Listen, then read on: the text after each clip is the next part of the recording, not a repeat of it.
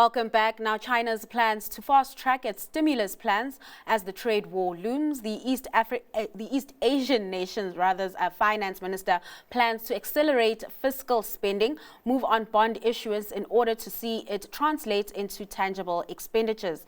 Tian Pan, head of strategy at Prescient China, joins us with his take on the plans. Tian, thanks so much for your time this afternoon. So, stimulus really the name of the game in China. And there's an analyst I spoke to earlier on this year, and she said China will do whatever it has to do to make China great again. And that's really evident in the kind of stimulus we've been seeing and the promise of even more. I mean, we even saw President Xi Jinping getting, or rather having a more softer approach when it comes to dealing with the private sector. Just your general analysis of the stimulus that we've been seeing coming through.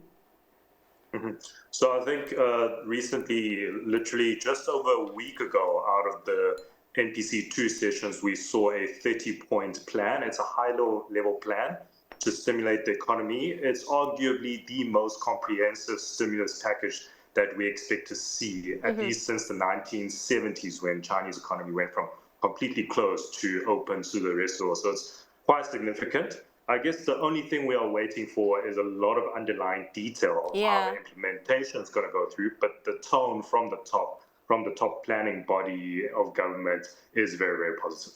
And you know, outside looking in, it does seem like many institutions, many economists have, turned positive on China with sentiment around the economy improving and even sentiment around consumption improving.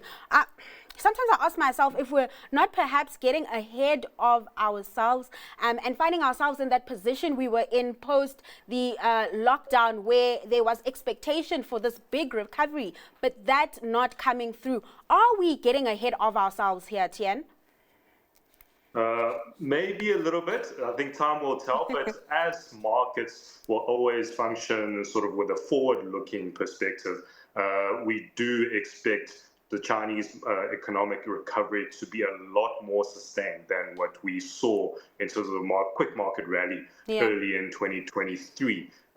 We believe that was pretty premature. Everybody expected just Chinese economy to turn on in the matter of a switch. We are now almost 2 years since sort of the initial relaxation of strict COVID policies that were fully released. So if we look at on the earnings data, if we look at consumer confidence data, if we look at retail consumption data, all of the economic data, all of the corporate earnings data, we are seeing likely bottoming out and recovery. We've already seen the tech companies listed outside of China in markets like Hong Kong and the US earnings recover. We expect Chinese companies listed in mainland China to follow suit in the near future. So it looks very promising this time around. Let's zoom in on consumption for a bit. Some of, the recent stimulus measures targeted on spending as, those deflationary concerns continue to increase. There's a $41 billion plan to boost spending, and central banks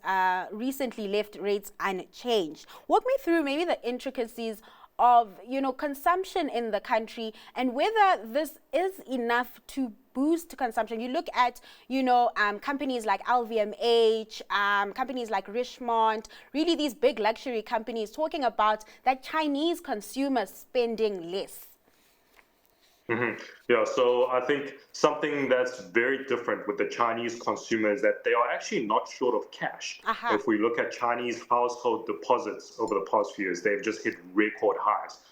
So the numbers that are big look great, but the downside is that all the money is sitting in the bank, not being spent, generating economic value.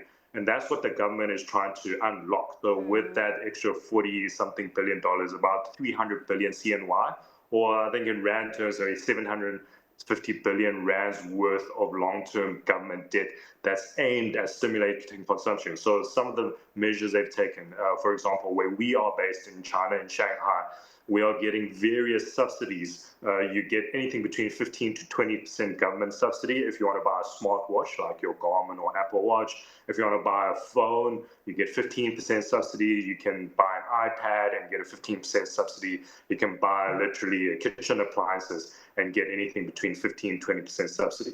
So what the government does not want is to give out a cash handout, which then the Chinese consumer will continue to save and not spend.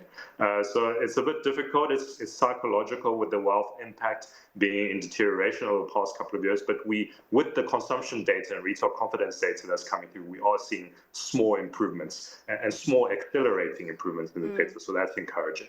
And of course, we find ourselves in this position because the Chinese consumer had most of their money locked up in that property market, which has been downbeat. With the stimulus we've been seeing coming through, how has the property market fared? Are we perhaps at an inflection point?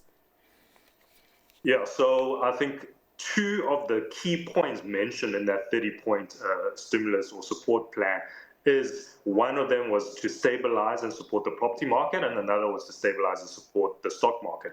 Both of them are very, very important for the wealth effect of the Chinese population.